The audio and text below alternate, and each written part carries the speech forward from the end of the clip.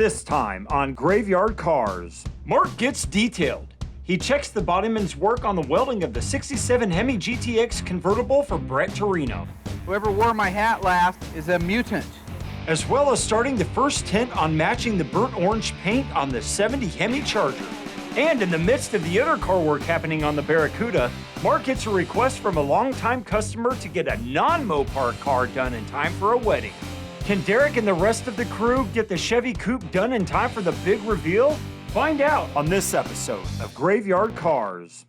Got that car coming to get you, Barbara. The unburied dead are coming back to life.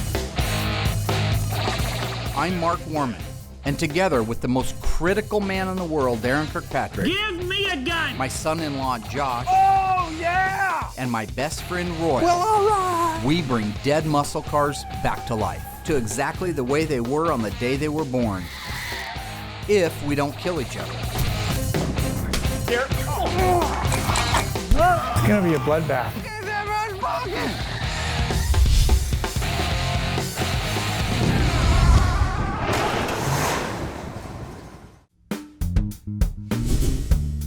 You know, the last few months here at Graveyard Carz have been absolutely crazy. We had the Hills 70 Plymouth Superbird, which compared to how much time was left before the car had to be done, we were absolutely scrambling. Same thing for the Walton 72 Charger. I hate suicide shifts. I hate the round-the-clock stuff. It is exhausting, and I'm very much looking forward now, calming down a little bit, getting refocused on the cars that still are yet to go this year. It's a good time now. Now that it's over, I can say, whew. Hi, Mark. Hey.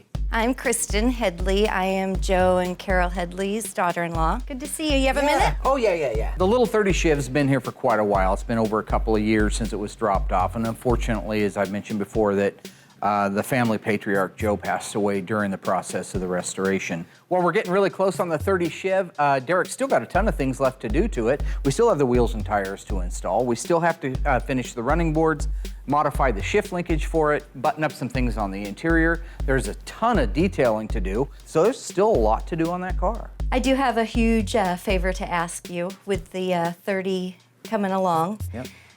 We have a family wedding towards the end of this week. It's Joe and Carol's oldest grandson, Okay. my nephew. And Carol and Joe pretty much raised Daniel from the time he was a newborn. Oh, really? So really Oh. tight with his grandma and grandpa. You see where I'm going with this? You know, this is classic Graveyard Carz. As soon as you get the breath, as soon as you get just a chance to breathe, here comes the next mission, the next hurdle. Is there any way we can surprise the family? What, gosh, today's the 2nd. This week? Yeah, And what day? the 6th. I love my clients. They need to have the car done. I don't want to disappoint them. But those employees that work for me while I give them a ration of crap, those are my children, all right? Their health and their safety and their peace of mind is a lot more important to me than a client's car.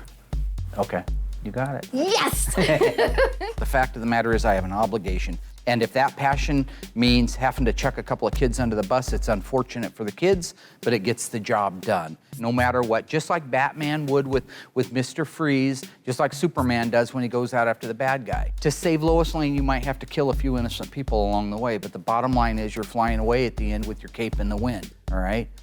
I have every intention of having my cape in the wind at that wedding. Yeah, I'm ecstatic, and I'm just very appreciative that it's able to come together. And it's a big request I asked on a very short timeline.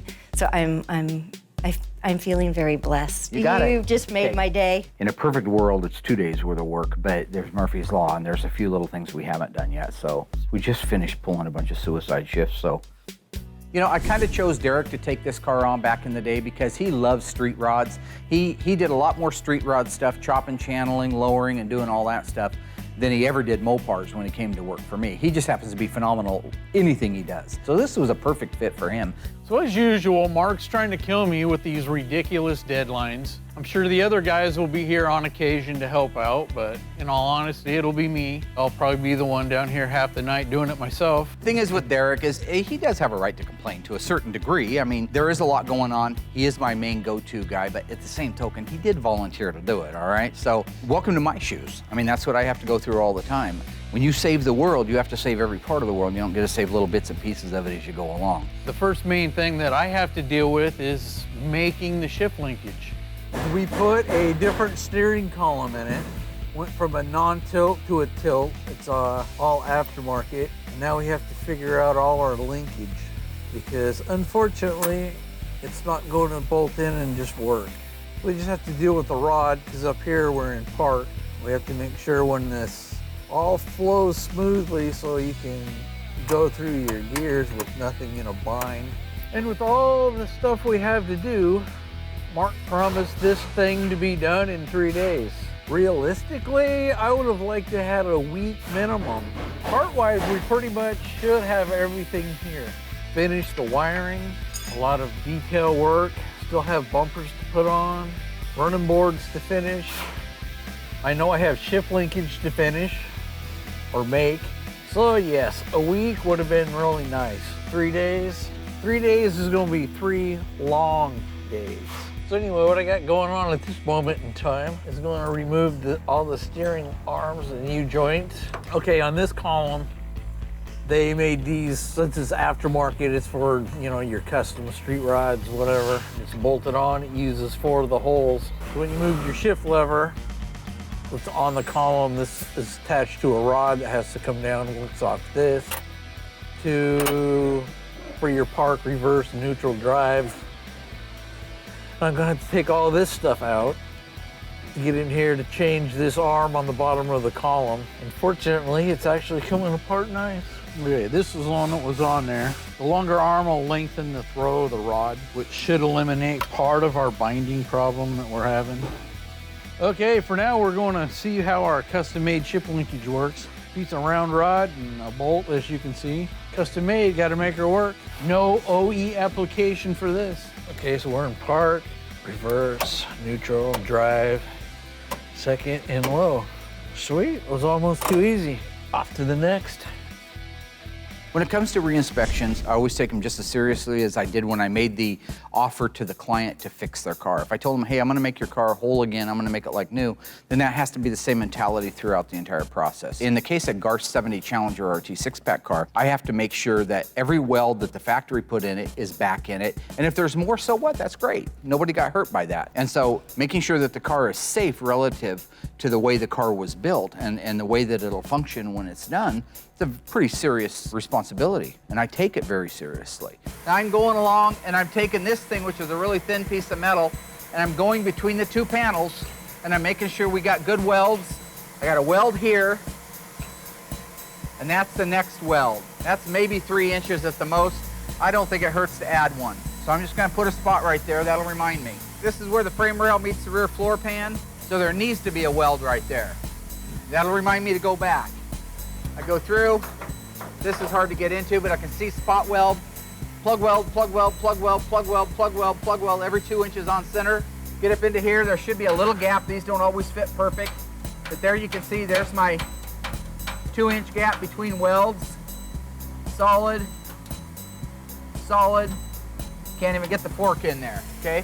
So that's what I do is run through a series of those on the entire car. If I have time, I weld them up. So I'll go ahead and do that one real quick. I want to clean that etch primer off there so I can see where I'm going to be drilling my plug weld hole at.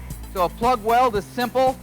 You're just basically drilling a hole through one piece of metal, not through the second piece of metal. Then you're filling that first hole up. That bonds the 2 panels together. So I'm just going to punch a hole right here because I want to weld this piece of the frame rail to this piece of the floor pan. And it only needs 1 in there. When I do a re-inspect on one of these cars, whether I'm checking for welds or the body work or the paint work or checking the dash or the interior, the fit and the finish, whatever it is, I do it with absolute 0 tolerance, meaning that if something's wrong, we take the time to fix it. I'm almost through, but I'm starting to touch the panel underneath it, so I want to put this in there so I have a separation. Now I've got a nice hole, can you see that? I'm now going to marry those 2 panels together with a plug weld. Whoever wore my hat last is a mutant. One of those genetic freaks with a huge head. Adjust my welder, throw on my gloves. And now I'm on there, I'm just gonna hit it with some etch. And that's it, game over. Now it's welded. The QC on the welds went really well. Nobody's perfect, okay? Even these cars weren't perfect. So when I find something, really, I'm just getting anal about it now. I could have gone without another weld. It wouldn't have hurt anything, but I'm there and that's my job, right? A couple little things, I got some tape marked out for him and he'll be able to wrap it up when he gets back. I can feel a dent or a low spot with my eyes. Mark! So I'm real happy. That's a first tint. So this is an exciting time. After checking off the welding and the metal work on our 1970 Challenger RT, I can move on to the inspection of the body and panel work on our Hemi GTX convertible. Also, Derek is going full throttle on the Chevrolet sedan. I'm sending Josh out on a secret mission to get parts off of Donor Kirkpatrick's 1970 Dodge Challenger. So what I'm looking at now is the 67 Hemi GTX convertible for Brett Torino. This car's been already up to the metal dipper, back, had all of the sheet metal replaced on it except for the core support, which just got done. That car came to us and it was a pretty darn nice car. I mean, at a glance, it looked really nice. It was beautiful. It was on his showroom, and if you've seen his showroom, you know it's just absolutely amazing, full of beautiful cars. But Brett's like me, he's a bit of a perfectionist, so he wanted to take it to the next notch. That's why it's here. So I don't get to just sand it down and repaint it, send it back to him. It's got to be better than it was before. That's what he's buying here. So what I'm feeling for right now is I need to sign off and say that it's okay to go ahead and primer over this bodywork, which it's not, because I'm feeling low spots and high spots that need to be fixed before it gets primed. So it's just a matter of you got to concentrate, get the feel before you sign off. I have to know you can't get it absolutely perfect to the feel. What you have to get it perfect to is the look. That's the key. You have to know what's going to show. It may feel high to your hand, but when you see the car done, you cannot tell it's high. It looks absolutely perfect. That's why they have to have me sign off on it. I can feel it's just a little bit fat. And now I can feel it's a little bit low. So it's just a matter of getting the feel. Some people never get it.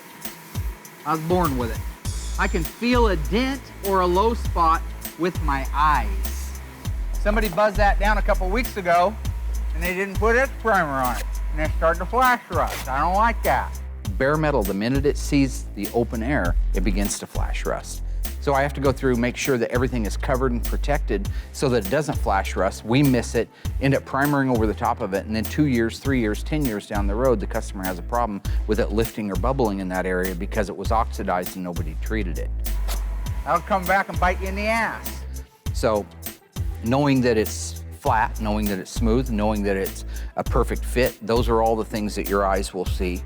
Knowing what will and won't show, that's something that you have to just know inside. And knowing exactly what can bite you in the ass is something you earn over 30 years of doing body and paint work. So that's the only mud work I got to sign off on. So the GTX is looking really good. There's a few spots that do need some attention, but for the most part, it's ready to get its first primer. And I think that Brett Torino's going to be really excited to find out that we're moving ahead to that point, and that's one step closer to getting the dark blue paint on it. So it looks like Mark's at it again.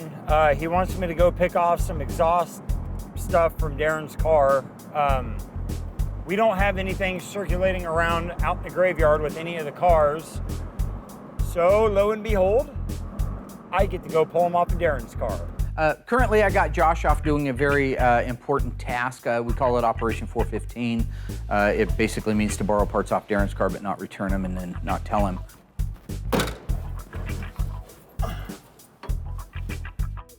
So you guys see me walk around this place talking about panels being flat on a car. I want to just take a few minutes and tell you what that means and why I care if it's flat or not. So you go to a car show, taking a look at a car at a car show, and it looks beautiful. It's shiny, it's red, it's got beautiful chrome, it's got beautiful trim on it. I taught my wife this very same thing. Now that you're past the awe factor, take a look at the car. See if the panels on the car are flat. And all you're doing, you're gonna go down the side of a car with your eyeballs. And so you start almost where I can't see the panel here. I'm actually looking at this wheel opening right now. And then I'm gonna bring my eyes back. Start walking the light. That means that as I move my head like this and back over like that, I'm watching those fluorescent lights. If you walk the light across it, very close to being perpendicular to the panel, you'll look for anything that looks to be a wave, an area, a wave or a low spot or a problem in the panel. This area through here should be perfectly flat. You shouldn't see a 30-year-old parking lot ding that just didn't quite get fixed all the way, or the edges of some bad body work. that cause a transition problem with your eyes when you look at it, and it's beautiful flat, and then there's it's ever so slight.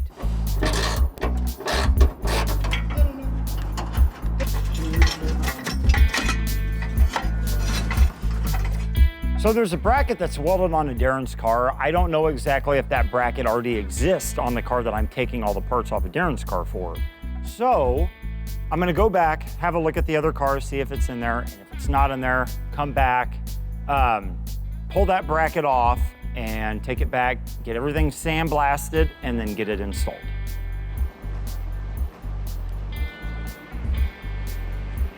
When you're block sanding something, it has to be cross sanded, okay? If I come up to this thing and I go,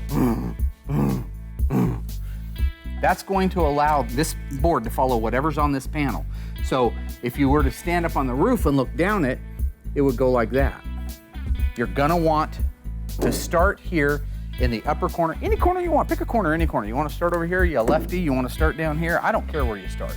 But your job is to drag it up to there. Then the crosshatch is coming back the other direction. You see the X I've made? This pattern of cross sanding picks up whatever low spots evenly both directions. If you sand one direction, you can end up with a low spot. If you go this way and then come back and clean it up that way, there's no way in the middle of that panel you can have a low spot. So this is called block sanding. I want to blow this off so it's clean, spray it with some wax and grease remover, which is like pouring shellac over it, except that it just evaporates into the air and it doesn't hurt the paint and the primer. You got to get it good and wet, and now I can walk the light across it.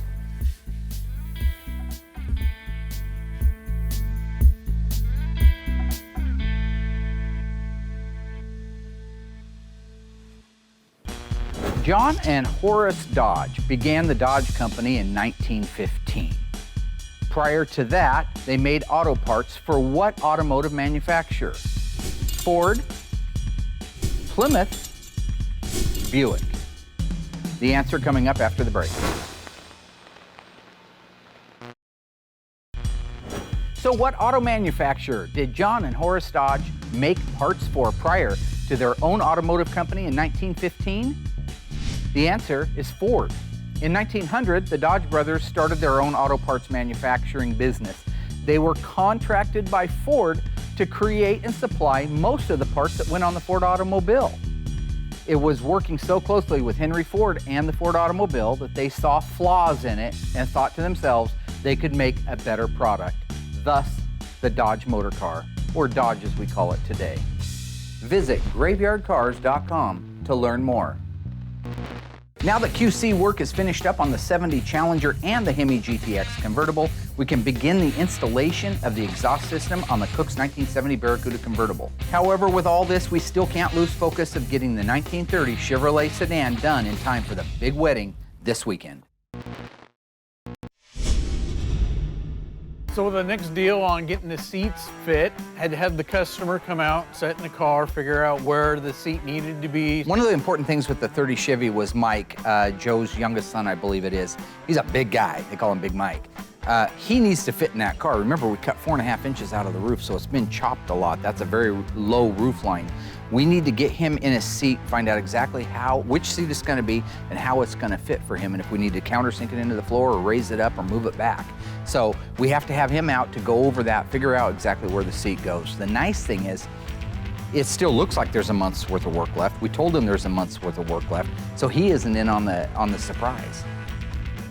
We had to modify the slides so that we could make the seats fit this particular car, cut and weld all that up, bolts to the floor, change our braces, you know, all the stuff you have to deal with a non-OE bolt-in application. Putting on the bumpers, had those re-chromed. There's a few little bolts that are 30 Chev only kind of thing where they have a stainless cap on them. Nobody in town wanted to deal with those. I had to file and all the vice grip marks and hammer marks over the years out of them, polish them up, make them look new again, which Surprisingly, they came out awesome. On this application where we widened the rear fenders 4 inches, we had to pie cut the running board to widen it 4 inches so that it fit the stock running board up front, and it gradually tapered back, smooth transition to the 4-inch widened fender.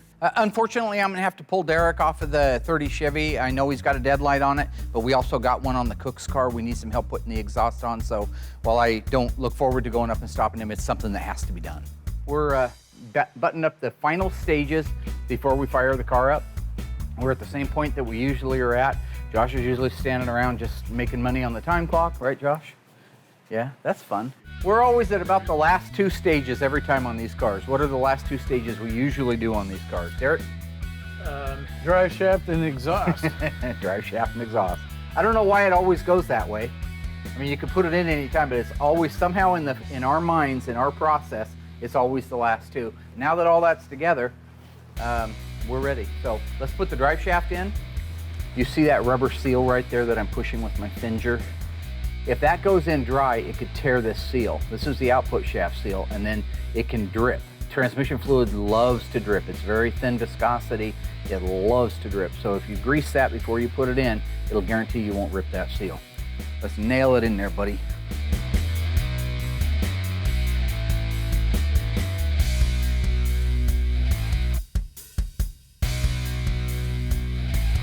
Well, I just came over here today to look at my car. I haven't seen it for maybe a month. I moved over here from Josh's house because Josh had to move, so I'm trying to find a safe place for it. I thought this would be a safe place because there's really no work going on here, any car work or anything.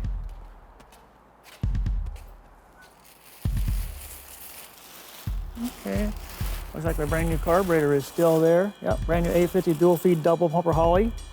Give it lots of gas, so it's got lots to go. One exhaust manifold is here. I know the other one is gone. Yeah, the manifold got taken off. I told Mark he could take it, but also he said to have a new one on it in 2 weeks. Well, it's been 2 months. No manifold, as usual. And Mark's lips move, he's lying. We like to put a little bit of product on there that locks the threads so they can't back off. That's what that product was. And once they're tightened down, that stuff will set up and it'll make sure those bolts don't vibrate loose, even though they do have lock washers on them. That's a nice fit. That's a nice fit. I just like to be careful. These break really easy. They're a 1/4 inch by 20 fine thread. And so if you over torque them, you'll break them. But right there, I'm done. I feel okay.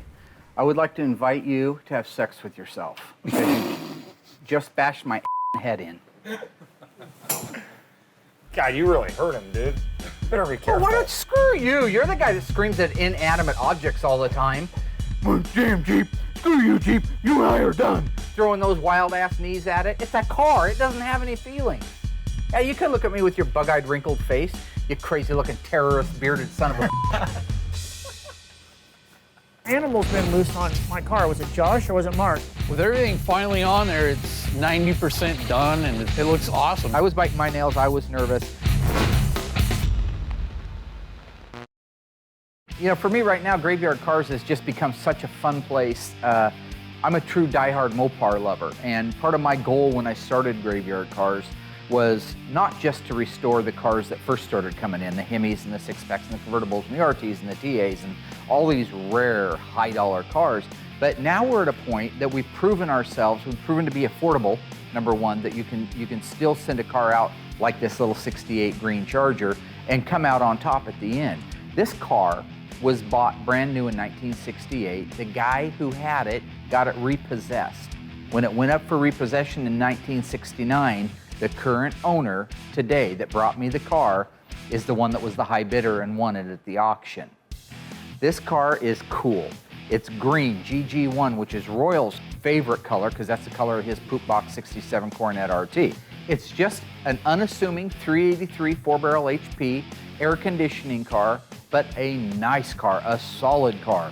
When you look at the paint on it, even though it's had a paint job, it was done fairly right back in the day. Look at the interior, most of it being original, looks absolutely amazing. Borderline survivor in some cases. What a great project to start with that guarantees me and the owner that the finished product is going to be that much better. The less time we have to spend fixing rust panels, damaged panels, quarter panels that have been caved up to the back window, all of these things that I can focus my attention instead of undoing those on making it the best chrome bumper, the best dash, the best instrument panel, the best seat frames, the best interior, the best assembly. That's the thing I am enjoying the very most. With the metal QC work on both the Challenger and the GTX having passed my inspection, we can move to the final primer and pre-paint phase. The 30 Chevrolet is also coming along nicely. Derek has been working a lot of overtime hours to make sure not only the car is done, but it's done right and it's done on time. Derek and Josh are also working on installing the exhaust system in the 70 Plymouth Barracuda for Kimberly Cook. Things are going really great as long as the guys just keep focused and don't spend time we don't have winding me up. Okay, we got the drive shaft in, the linkage is hooked up, we're in park right now. The only thing we have left underneath there is the very last step before we fire the engine up. That is to install our brand new accurate exhaust system, which is over here. Let's do it. You have one, start cutting the plastic off of them. Well, I just came over here today to look at my car. I haven't seen it for maybe a month. She took my motor mounts, she took my pulleys, my belts, my hoses, my lower control arms, my bell housing, my clutch and pressure plate, cat food. Mark's been over here eating snacks again. So I just came over today, looked at my car, all looked pretty good, until I got to the back. Mark! Darren thinks you stole the hangers off his car. What? My exhaust has been taken and left just hanging on the ground. Look at that. They just bend everything up and twist it all around. Look at that. Just a bunch of animals, and animals been loose on my car. Was it Josh or was it Mark? If it was Josh, he did it for Mark. Mark is taking my muffler and some parts off the back end of my car, so my exhaust system. And they just left it hanging on the ground, laying on the ground and hanging off the car, bending things up and everything. That's real nice. That's what you do to your best friends, you know what I mean? No, that's not how you do stuff. Kimberly a call right now telling me I got stolen parts in the car and I want them back. I just get my parts back off the car. They ain't taking no maiden voyage ride. If you remember when we first brought this car in, it's 383 two-barrel, it's an L code. It was a single exhaust car. But Kimberly wanted to add a couple of features, and they are the coolest features that you could get on a Cuda. She had a flat hood on it, and she opted to go with the Raisin Brand dual scoop hood, so we put that on there. And she wanted the dual exhaust with the bright tips, and that's what we're doing now. She had single on it, and it was coded for single because you could not get a 383 two-barrel with dual exhaust. It came with single exhaust. A 1970 383 two-barrel engine still uses the same manifolds a 383 HP four-barrel would use. So there's nothing trick or modified. I talked to Tom down at Accurate Exhaust. He goes, no, it's the exact same. If this was a 383 Cuda like Mark and Elena's, this would be the system it would get. This gets a head pipe, a resonator, a tailpipe, a muffler. That's what we're doing now. Nice, I love that. Look at that. And what you want to do is build the whole system out and just have the bolts and the nuts finger tight. And then once you have the system completely on the car all the way out the back, including the resonators, the mufflers, the tailpipes, the axle pipe, the head pipes, everything's in place, that's when you want to tighten it all down. So right now we're getting ready to put the resonators on. And what I like about Tom, because he's now licensed by, well, I think he's always been licensed by Chrysler, but he just recently got where he could put the Pentastar, the A to 69, and the part number on there. So it doesn't get any cooler than that. If you're looking underneath the car, that tells you that that is as close to an original resonator as you could get. Well, that looks good. Okay, so we can put the hanger on that one probably. Joshua Yoshinobu Takagi. Hey Josh, where'd you get those hangers at, buddy? Oh, Where did those good-looking hangers yeah, come these from? great-looking hangers. I do as I'm told, and you know, obviously, if Mark says that I don't, he made me go and take these off of Darren's car. Well, what it is the manufacturer that Tom uses that makes these hangers, they're plant burned down, so he doesn't have any of these. We didn't have any good used ones, and then I got to thinking, Darren's car had them on because Tom gave him the exhaust system for his car. So we just went over and got these off of his car, which I'm sure he'll be fine with it. So right now we got to let the car down. Being this car was a 383 two-barrel single exhaust, I had forgotten there's a couple of provisions that need to go into the body to be able to accept the dual exhaust. It did come with the kit, but I forgot I should have put them in before we raised the car up. This needs to go down through the floor of the trunk. If you look over here at this tawny gold car, A factory dual exhaust, because this is a V code 1971 446 spec 4-speed Dana Super Track Pack car. This provision right here is the one that there's going to be a recess up there for it, but these holes won't be there because it never needed them with a 383 two-barrel. So we're going to make those holes, and if you see what this does, it'll go down through those openings. Then there's a set screw right there. That allows you from the bottom to be able to put the hanger on it up into place, put the nuts on it, and then be able to hang the actual muffler onto that.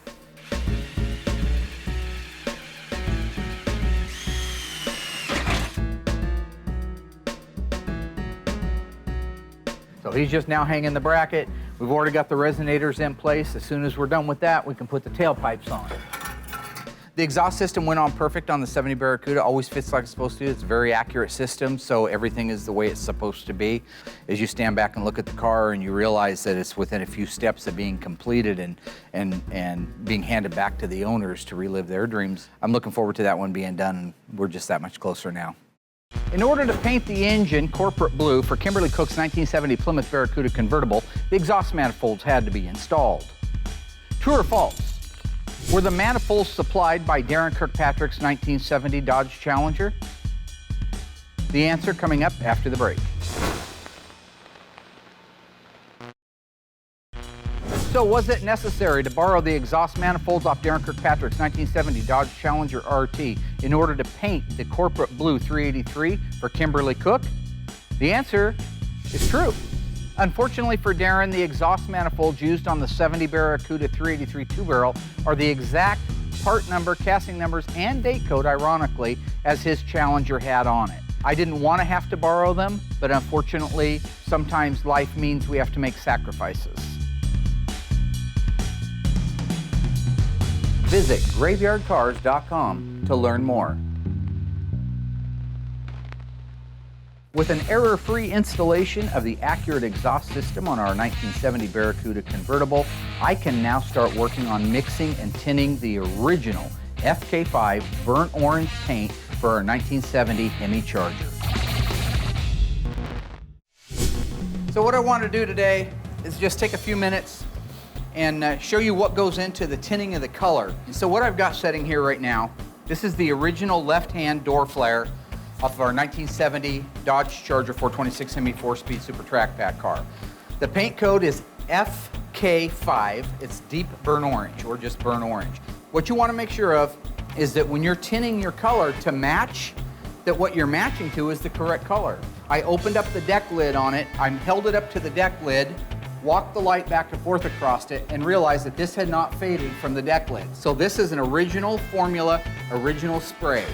This is the closest match that PPG came up with to the factory FK5 burnt orange. Having looked at FK5 my entire life, I can tell you that it's going to be a little bit light. But I'm going to spray this out because I need to determine a couple of things. Number one, how many coats does it take to cover? After that, I need to figure out what I have to do to the color to make it match. So now I'm going to start putting the coats on the actual card itself to see how many coats it takes to hide.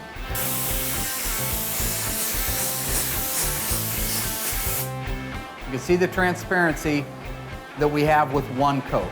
Second coat. Coat number 4. Let's go over to the window where the light comes through and see if we can still see through it. I can still see through it a little bit from here. Coat number 5. So let's see if we can see through it now. See that light? Now some paint reps, and I know they get crazy, and right now there's probably some of them sitting at home calling me the most horrific names. They're going to say what you should have done was sprayed the card with one coat of something that's consistent. Like spray it with a black ground coat or a red ground coat to cover up all those lines. All that's doing is lying. One, you don't have the true color. Two is you can't match a transparent paint. Coat number 7. Coat number 8. Coat number 9. Okay, we're getting close now. Hate to say 10 coats, but that's what it is. Coat 10. And that should be done. So it looks like it's flashed off. That's when it starts to look kind of hazy, which is where it's at right now. And I'm running the light around it. Can you see through that? We're covered. So now what we need to do is take a look at how we look against the panel. The buffer will take oxidation off, and that's what you want to do if you're looking at an original panel, but that was done a long time ago. So when I look at that, I see that those toners that made the color so rich back in the day are the ones that are affected by it. They're the ones that probably don't have the lead and the other content in them. That's why they don't have the ability to cover it. So I've got to add extra color. This is the formula that makes up the actual color itself. So when I go through there and I know that this needs to be a bloodier color, this needs to be a lot bloodier than it is, I'm gonna look for whatever description at least I would go with. The maroon, I like the sound of that color. That's a great sounding color. So what I wanna look at is 1610, 616, and 1694. 1694, which is the maroon, see that? That's gonna move that color. And then the last one I wanna look at is the 1610, which also could move the color. Oh yeah. It's even darker. So we have our colors. Now let's see how much was in the toner. 1610 had 466 units and the maroon had 324. So it called for quite a bit of these. So I'm gonna feel pretty comfortable putting both of these in, a little bit more of both of these colors. So I'm gonna dump some in there. You just gotta know your toners. Some of these are a little stronger than others. And I'm liking the looks of that.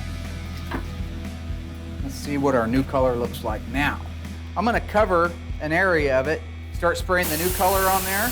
By now our color ought to be dry. So you can see where we started at. This is that lighter color, more of an orange, a lighter orange color. This is more of that russet or rusty look like the burnt orange is supposed to be. And it's pretty darn close. That's amazing how far those toners can take a color like that. But I've got, this product here is just wax and grease remover. This emulates what this color will look like with clear coat on it. It'll also pop the colors like it's supposed to. So when I hold it like that and I look into it, the only thing I see is a couple more dabs of the colors I was working with. So I'm real happy. That's a first tint. Figure out what you need. Look into the color from what you had before. When we started here, we had a bright orange. We were going to a russet. We knew we needed some maroon and some more dark orange. And that's why we're sitting right there where we're at right now. So what I'll do now is I'll go in and I'll start mixing up the rest of the gallons, adding the tint and the toners that I need to be able to bring them around to that. Then I'll pour the 3 of them together and we'll have 3 gallons that'll reduce to 6 gallons of sprayable with reducer of original FK5 burnt orange. All I am in my mind is a vessel to put the cars back together, but in their mind, I'm a hero. So this is gonna be an emotional day for a lot of people, but there was no way we were gonna miss it. All of Derek's hard work and passion for the 1930 Chevrolet have led up to this moment, and the bride and groom have no idea what is going to be coming around the corner to carry them off on their honeymoon. So yeah, getting down to the last few things, we finally got to uncrate the tires, get those all bolted on, which made a world of difference, and luckily all our measurements on width, on everything showed up that it was perfect. So we're down to about half a day to get this thing finished up. It has not been road tested yet, so we need to go out, go through the steps to calibrate the electronic speedometer, make sure that works in conjunction with the tires. A couple days to do in a half a day. As far as working on cars, I like them all. Everything, whether it's an OE deal to a hot rod to Pro Street, you have to appreciate them all, and it's just great. Oh yeah, no, they haven't seen it for quite a while, so seeing it all done, it'll be a big surprise. It was less than a week ago that Kristen came out and asked me if there was any way we could get the car done in time for the wedding. And while it was a lofty promise, I was hoping all the time we'd make it. I had a good feeling that my team would pull together, and truthfully, that's what they did. Proud of my team. They did a good job. Yeah, this is an exciting moment for all of us right now. Everybody back at the wedding is expecting a limousine to pull up in front, get the kids, and haul them off to their honeymoons. So the last thing in the world they suspect is Grandpa Joe's 1930 Chevrolet sedan. So it was a great wedding. Bride and groom were really happy. The day was starting to wind down and they were ready to head out of here. I asked him to hold up for just a few minutes. And then when I got word that you guys were coming down the road, I made the announcement and asked folks to make their way out. I was biting my nails, I was nervous, but the car looked so good. We all piled in the car and drove up the long, almost a mile-long gravel driveway to get back here to the wedding set. My mother-in-law, my nephew, and my brother-in-law, who did not know this surprise was coming, instantly knew what was going on. So then when the family, we made our way out here and we were standing, we were all holding on to each other, crying with excitement. And when we saw that car around the corner, we were jumping and hooping and hollering.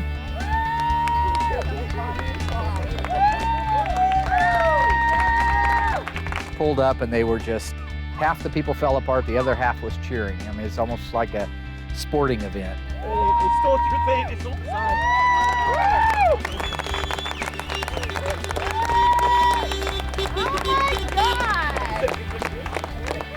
Be sure to read the Chevy emblem on the front. After the last 4 days, and then finally, you know, the family get to see the car. After all this time, I mean, it was awesome. You couldn't have asked for anything better.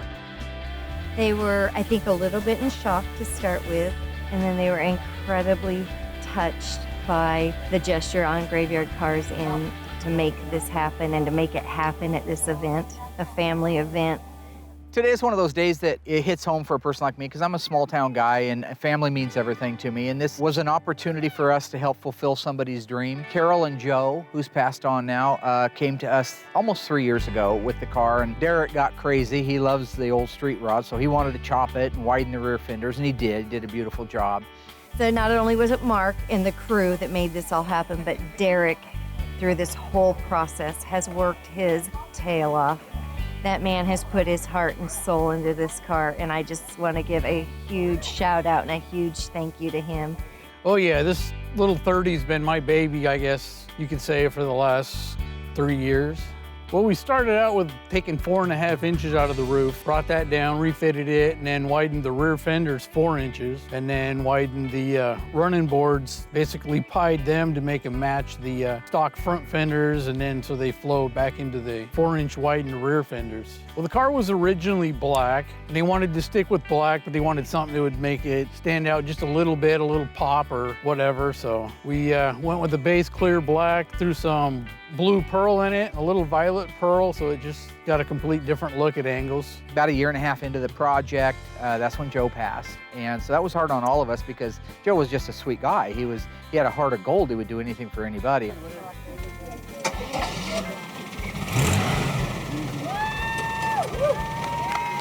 Just like with Kimberly Cooks and just like with the Waltons and just like with the Hills and just like Driscoll and the hundreds of other clients and customers that we've worked on over the years, all I am in my mind is a vessel to put the cars back together. But in their mind, I'm a hero because I just reunited them. In this particular case, driving down that driveway with Joe's 1930 Chevrolet, done, surprising everybody, was as close to Joe being here.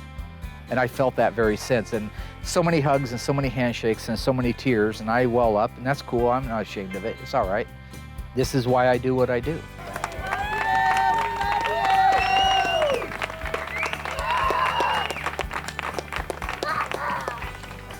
For sure it'll go to car shows and it'll go to cruises, and I know Carol will drive it every chance she gets on a nice day. And yeah, it'll definitely stay in the family. There's no way after Joe Sr. having it from the age 15 that it'll ever leave the Headley family.